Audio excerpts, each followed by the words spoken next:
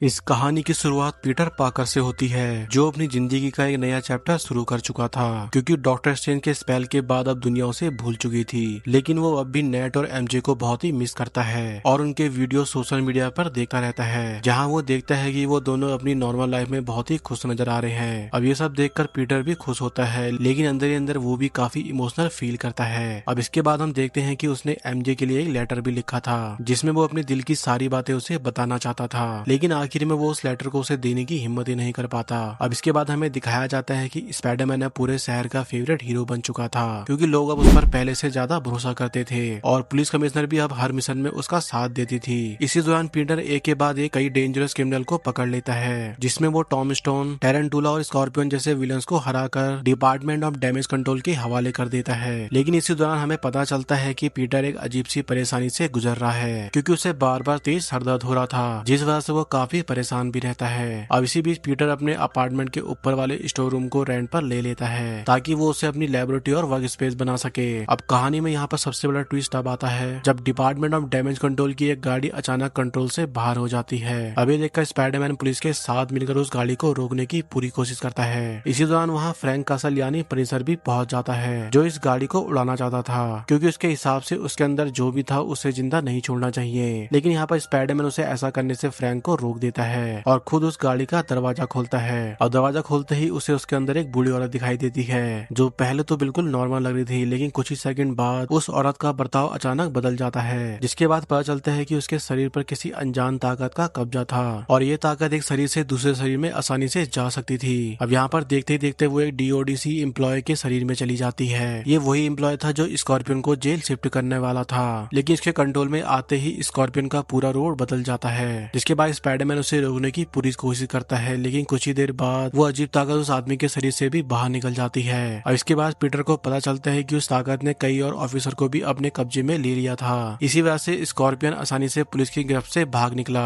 अब police commissioner Peter को इस पूरे मामले की इन्वेस्टिगेशन की जिम्मेदारी दे देती है। इसी सिलसिले में पीटर एक सीक्रेट ऑफिस पहुंचता है, जहां उसकी मुलाकात ब्लैक विडो से होती है, जिसमें ब्लैक विडो से बताती है कि जिस अनजान ताकत ने डीओडीसी के लोगों को कंट्रोल किया था, उसने उनसे पुराने रिकॉर्ड्स को भी सर्च करवाया था और उसने सबसे ज्यादा जिस नाम को सर्च किया था वो था वीमैक। अब ये नाम सुनते ही पीटर और भी ज्यादा कंफ्यूज हो जाता है, जिसके बाद वो सीधा डीओडीसी के हेड ऑफिस पहुंचता है ताकि इस राज का पता लगा सके। और वहां जाकर उसकी मुलाकात डिपार्टमेंट के डायरेक्टर बिल से होती है। अब यहाँ पर पीटर उससे स्कॉर्पियन और पोजीशन और वीमैक्स के बारे में कई सवाल करता है, लेकिन बिल किसी भी सवाल का सीधा जवाब नहीं देता। इसी दौरान पीटर को पता चलता है कि डीओडीसी के अंदर एक सीक्रेट लॉकर भी है, जिसके अंदर कोई ऐसी चीज छुपाई हुई है जिसे वो रहस्यमय ताकत हर हाल में हासिल करना चाहती है। इतना ही नहीं, पीटर वहाँ हैंडक्लैंग के निंजास को भी सिक्योरिटी का काम करते हुए नोटिस करता है। अब इतनी इन्वेस्टिगेशन के बाद पीटर एक कॉफी शॉप पहुंचता है, जहां उसकी नजर अचानक नेड और एमजे पर पड़ती है। अब इतने दिनों बाद उन्हें देखकर पीटर खुद को रोक नहीं पाता और चुपचाप उनका पीछा करते हुए एक अपार्टमेंट तक पहुंच जाता है और वहां वो अपनी असली पहचान छुपाते हुए खुद को किसी और नाम से इंट्रोड्यूस करता है। इसी बीच पीटर को पता चलता है कि स्पाइडरमैन ट्रैकर ऐप असल में नेड ने बनाया था, लेकिन अगले ही पल यहाँ पर पीटर का दिल टूट जाता है, क्योंकि यहाँ पर उसे एमजे अपने नए बॉयफ्रेंड के साथ नजर आती है। अब ये सब देखकर अचानक पीटर के सर में बहुत तेज दर्द होने लगता है, जिसमें वो इसके बाद किसी तरह से घर पहुंचता है, लेकिन घर के अंदर जाते ही वो बेहोश होकर गिर जाता है। अब इसकी अगली सुबह जब उसकी आंख खुलती है तो वो खुद को एक अजीब कॉकून जैसी वेब के अंदर पाता है। अब यहाँ पर उसे समझ नहीं आता कि उसके साथ आखिर ये क्या हो रहा है। जिसके बाद जब वो अपने मैकेनिकल वेब शूटर लगाने की कोशिश करता है, तब उसे पता चलता है कि उसके शरीर से खुद ही ऑर्गेनिक वेब निकलने लगी है। और इतना ही नहीं, यहाँ पर उसकी स्पाइडर सेंस भी पहले से कई गुना ज्यादा पावरफुल हो चुकी थी, जिसमें अब वो छोटी से छोटी आवाज भी बड़ी आसानी से महसूस कर पा रहा था। अब यहाँ पर पीटर अपनी नई पावर को टेस्ट करने के लिए बाहर निकलता है। अब इसी दौरान वो मजाक में कहता है कि टोबी वाला स्पाइडरमैन भी ऑर्गेनिक वेब बनाता था, शायद अब वो भी उतना ही कूल बन गया है, लेकिन इन पावर्स को कंट्रोल करना उसके लिए बिल्कुल आसान नहीं था।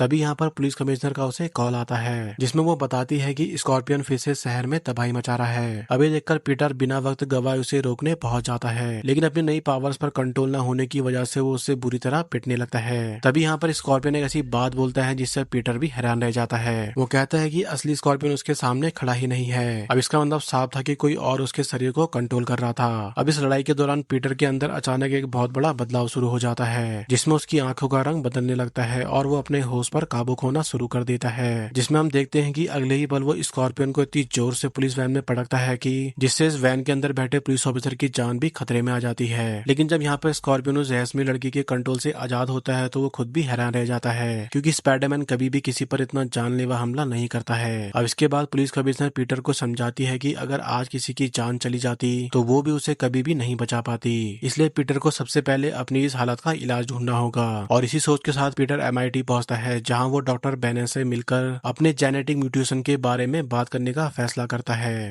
जिसमें पीटर डॉक्टर बैनर से इन्वर्टर के बारे में बात करता है। अब यहाँ पर बैनर बताता है कि उसने भी हल्क को कंट्रोल करने के लिए एक इन्वर्टर बनाया है। अब यहाँ पर इस आइडिया से इंस्पायर होकर पीटर सोचता है उसे भी अपने DNA के न्यू म्यूटेशन को रोकने के लिए एक इन्वर्टर बनाना चाहिए, ताकि उसकी स्पाइडर पावर स्टेबल रहे और वो मैकेनिकल वेब शूटर के साथ नॉर्मल तरीके से काम कर सके। अब इसके बाद यहाँ पर बैनर को समझ आ जाता है कि पीटर उसका कोई स्टूडेंट नहीं है। अब इसके बाद जब पीटर घर लौटकर इन्वर्टर बनाना शुरू करता है, जिसमें काफी मेहनत के बाद वो एक प्रोटोटाइप बना लेता है, लेकिन हर टेस्ट में वो ओवरहीट होकर खराब हो जाता है। अब इसके बाद पीटर उसे कई बार टेस्ट करता है, लेकिन वो फेल हो जाता है। अब इसी दौरान वो नीचे गिर जाता है और उसके वेब ग्रेनेड भी ब्लास्ट हो जाते हैं। अब इसी दौरान रास्ते में कुछ लोग उसका नाम लेकर उससे बात करने लगते हैं, जिसे देखकर पीटर समझ जाता है कि इन्हें वही इंसान कंट्रोल कर रही है। अब इसके बाद हम उस मिस्टीरियस एंटिटी को पीटर के घर में देखते हैं, जिससे वो पीटर और MJ के बारे में सारी इन्फॉर्मेशन निकाल लेती है। अब इसके बाद वो पीटर को धमकी देती है कि स्कॉर्पियन उसके लिए काम कर रहा है और अगर पीटर रास्ते में आया तो MJ के साथ बहुत ही बुरा हो जाएगा। अब इसके बाद एक डेंजरस रेस शुरू हो जाती है, जिसमें वो एंटिटी एक बॉडी से दूसरी बॉडी में जंप करती हुई MJ तक पहुंचने की कोशिश करती है और पीटर उसका पीछा करता रहता है। अब यहाँ पर पीटर की AI EV उसकी होपिंग पैटर्न को एनालाइज करके बताती है कि वो 33 फीट से ज्यादा दूर जंप नहीं कर सकती। अब इसके बाद वो शख्स जैसे ही एक हेलीकॉप्टर पायलट पर काबू करती है, वैसे ही पीटर हेलीकॉप्टर को हवा में ही रोक देता है। अब यहाँ पर 33 फीट के अंदर कोई और इंसान नहीं होता, इसलिए वो आगे जंप नहीं कर पाती। अब इसके बाद पीटर तुरंत MJ के अपार्टमेंट पहुंचता है और उससे खतरे के बारे में बताता है, जिसे सुनकर MJ उसकी बात मान जाती है और स्पाइडरमैन पर भरोसा करके उसके साथ चली जाती है। अब इसके बाद ये दोनों एक रॉक टॉप पर पहुंचते हैं, जिसके बाद बातों ही बातों में MJ कहती है कि शायद वो दोनों पहले एक दूसरे को जानते थे,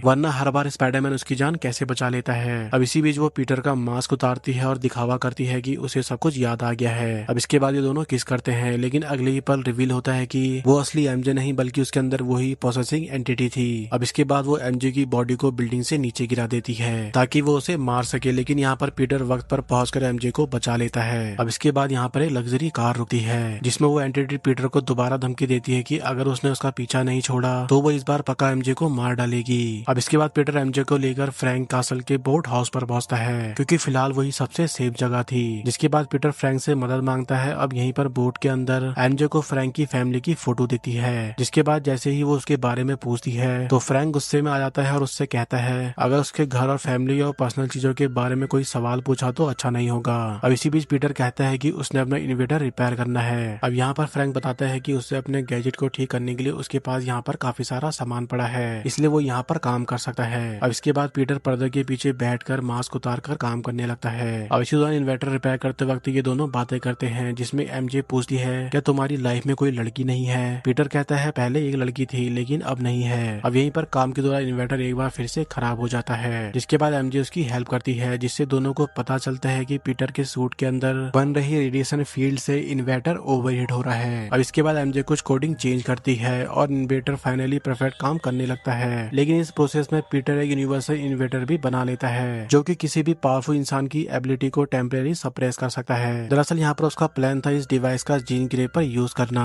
अब इसके थोड़ी देर बाद खबर मिलती है कि जीन ग्रे ने डिपार्टमेंट ऑफ डैमेज कंट्रोल के हेडक्वार्टर पर अटैक कर दिया है और वो वहाँ जाकर वीमैक्स ढूंढ रही है। अब इसके बाद पीटर यूनिवर्सल इन्वर्टर लेकर तुरंत वहाँ के लिए निकल पड़ता है। अब ये देखकर MJ फ्रैंक को भी पीटर की मदद करने के लिए भेज देती है। अब इसके बाद जब पीटर हेडक्वार्टर्स पहुंचता है तो उसका सामना वहाँ हल्क से होता है, जिसे जीन ग्रे कंट्रोल कर रही थी। अब ये देखकर पीटर जीन को समझाने की कोशिश करता है और उससे कहता है कि बैनर को कंट्रोल करने से बाहर लाना बहुत ही खतरनाक होगा, लेकिन जीन उसकी एक नहीं सुनती, जिसके कुछ ही देर बाद हल्क जीन के कंट्रोल से बाहर निकल जाता है। जिसके बाद वो सेवेज हल्क बनकर अपने नॉर्मल साइज से भी लगभग 2 गुना बड़ा हो जाता है। अब इसके बाद हल्क पीटर पर हमला कर देता है और इसी दौरान फ्रैंक भी यहाँ पहुंचकर उस पर फायरिंग शुरू कर देता है, लेकिन गोलियों का यहाँ पर हल्क पर कोई भी असर नहीं होता। अब यहीं पर पीटर कई बार हल्क पर इन्वर्टर लगाने की कोशिश करता है, पर उसकी मोटी स्किन की वजह से वो काम नहीं करता। जिसके बाद फ्रैंक और पीटर एक प्लान बनाते हैं, जिसमें पीटर हल्क को बिजी रखता है और फ्रैंक जीन के पीछे जाता है, लेकिन जीन फ्रैंक को भी अपने कंट्रोल में कर लेती है। जिसके बाद फ्रैंक उसके कहने पर वोल्ट को बॉम्ब से उड़ा देता है और इसके बाद जीन अंदर घुस जाती है। अब इसी दौरान वहाँ हल्क और पीटर की एक लंबी लड़ाई लड़ाई चल रही होती है, जिसमें आखिर में पीटर अपनी आइडेंटिटी रिवील कर देता है और पीटर को पहचान कर हल्के इमोशनल हो जाता है और खुद ही बिल्डिंग से नीचे गिर जाता है। और इसी दौरान जब जीन बिल से वी मैक्स के बारे में पूछ रही होती है कि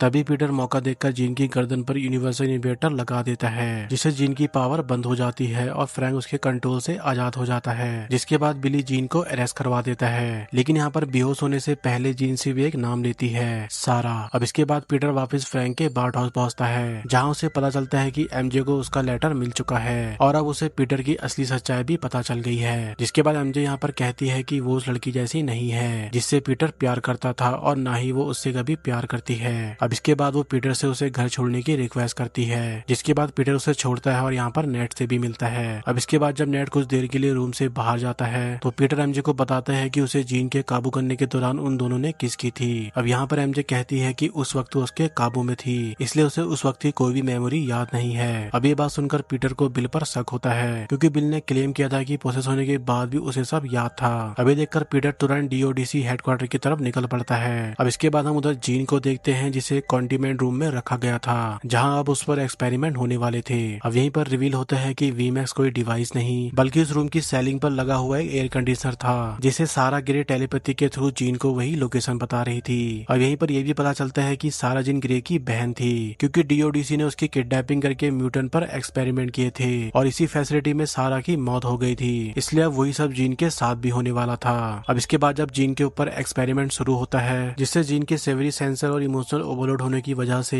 वो एक मैसिव टेलीकिनेटिक ब्लास्ट छोड़ देती है, जिससे आधे से ज्यादा न्यूयॉर्क के लोग वहीं फ्रीज हो जाते हैं। लेकिन यहाँ पर फ्रैंक किसी तरह उस ब्लास्ट की रेंज से बाहर रहने की वजह से बच जाता है, जिसके बाद वो इसी तरह अपना मिशन कंटिन्यू करता है। और वहीं दूसरी तरफ पीटर फैसिलिटी पहुंच जाता है, लेकिन जीन तक पहुंचने से पहले उसे यहाँ पर हैंड निंजा से लड़ना पड़ता है, जो जीन के कंट्रोल में थे। अब इसके बाद इनकी फाइट के दौरान जीन टेलीपैथी के जरिए पीटर से पूछती है कि वो स्पाइडरमैन बनना चाहता है या पीटर पार्कर। अब यहाँ पर पीटर जवाब देता है कि व्हाई नॉट बोथ। और इतना कहते ही पीटर का फाइनली न्यूट्रिशन एक्टिवेट हो जाता है, जिसमें वो अपनी पूरी पावर को अनलॉक करके एक बेहतरीन कॉम्बो के साथ हैंड निंजास को हरा देता है, वो भी बिना उनकी जान लिए। अब इसके बाद पीटर रूम का दरवाजा तोड़कर एक्सपेरिमेंट रूम तक पहुंच जाता है, जहाँ जीन ने शैटर ग्लास बिल के चेहरे के बिल्कुल सामने रोक कर रखा था, जिसमें बिल बिल्कुल मरने ही वाला था। लेकिन तभी पीटर और जीन के बीच पावर और रिस्पॉन्सिबिलिटी को लेकर बहस हो जाती है, जिसमें पीटर कहता है कि स्पेशल पावर के साथ ग्रेट रिस्पॉन्सिबिलिटी भी आती है। अब यहीं पर जीन का मानना था कि पावर सिर्फ सरदर्द देती है। इतना कहकर जीन पीटर के दिमाग में एंट्री करती है और वहाँ उसे आर्ट में की यादें दिखाई देती है, जिसमें आर्ट में की बातें जीन को अपनी गलती का एहसास करा देती है। लेकिन तब तक फ्रैंक जीन को खत्म करने का फैसला कर चुका होता है। अब यहीं पर वो दूर से ही स्नाइपर से उस पर अटैक करता है, जिससे यहाँ पर पीटर अपने स्पाइडर सेंस से उसे महसूस कर लेता है और जीन को बचाते हुए उस गोली के वार को खुद पर ले लेता है। जिसके बाद फ्रैंक पीटर को उठाकर यहाँ से हॉस्पिटल पहुंचा देता है। ऑफिस के बाद जब पीटर ठीक हो जाता है तो वो उससे माफी मांगता है। अब इसके बाद यहाँ पे इन दोनों के बीच की सारी कड़ावटें खत्म हो जाती है। अब इसके बाद पीटर यहाँ से हॉस्पिटल से डिस्चार्ज लेकर जब जा रहा होता है तो वो देखता है कि पूरा न्यूयॉर्क स्पाइडरमैन को देखने के लिए बाहर जमा था। अब यहीं पे फ्रैंक मजाक में पीटर का मास्क पहनकर खिड़की से लोगों को हाई करता है। इसके बाद पीटर भी ये सब देखकर चुपचाप यहाँ से निकल जाता है। अब इसके आखिर में पीटर उस ग्रोसरी कॉफी शॉप पर पहुंचता है, जहाँ उसकी पहली बार नेट से मुलाकात हुई थी। अब इसके बाद पीटर यहाँ पर नेट को अपना नाम बताता है, जिसके बाद वो दोनों अपना आइकॉनिक हैंडशेक करते हैं और इसी पल में नेट को समझ आ जाता है कि पीटर पार्कर ही असली स्पाइडरमैन है। अब इसके बाद इस मूवी के पोस्ट क्रेडिट सीन में नेट ने जो पोर्टल इन्वेस्टिगेशन डिवाइस बनाया था, जो मल्टीवर्स और डायमेंशनल एनर्जी को डिटेक्ट और स्टेबलाइज करने का काम आता है, उसके जरिए हमें बताया जाता है कि उसने एक और स्पाइडरमैन को डिटेक्ट किया है, जो कि अर्थ से नहीं बल्कि दूसरे ग्रह से है। दोस्तों मेरे ख्याल से ये सीन डूमडे से लिंक हो सकता है और हो सकता है कि वो जो स्पाइडरमैन है वो 2B वाला स्पाइडरमैन का सिग्नल हो। तो दोस्तों ये मेरा ओपिनियन था, मुझे जो लगा वो मैंने शेयर कर दिया। बाकी आपके पोस्ट क्रेडिट सीन को लेकर क्या राय है, आप अपना ओपिनियन भी मेरे साथ जरूर शेयर करना। तो दोस्तों अगर आपको ये वीडियो पसंद आया तो वीडियो को एक लाइक और चैनल को सब्सक्राइब भी जरूर कर लेना। आज की वीडियो में इतना ही, मिलते हैं नेक्स्ट वीडियो में। सायोनारा।